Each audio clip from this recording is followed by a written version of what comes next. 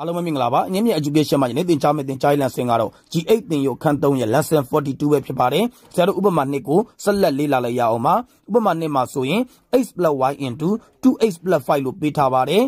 x + y နဲ့ 2x + 5နဲ့မြောက်ပေးရမှာပဲဖြစ်ပါတယ် x ဒီ 2x ကိုလည်းမြောက်ရပါမယ်5ကိုလည်းမြောက်ရပါမယ် x နဲ့ 2x နဲ့မြောက်ရင် 2x square ပါx နဲ့ +5 နဲ့မြောက်ရင် +5x ပဲဖြစ်ပါတယ်နောက်တစ်ခါဆရာတို့ y ရဲ့အလဲပါ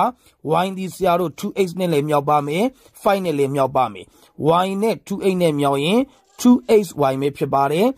y နဲ့ +5 နဲ့မြောက်ရင် +5y ပဲဖြစ်ပါတယ်ဆက်လက်ဖြည့်ရှင်းပေးစရာမလိုသည့်အတွက်ဆရာတို့ဒီတိုင်းလေးပဲထားပြရပါမယ်ရရှိလာတော့အဖြေကိုပြောပါဆိုရင် 2x square + 5x + 2xy + 5y ပဲဖြစ်ပါတယ်ယနေ့သင်ကြားပေးခဲ့တဲ့သင်ကြားရေး lesson ကိုနားလည်လိမ့်မယ်လို့ထင်ပါတယ်အားလုံးကိုကျေးဇူးတင်ပါတယ်ရှင်လန်းချမ်းမြေ့ကြပါစေဗျာ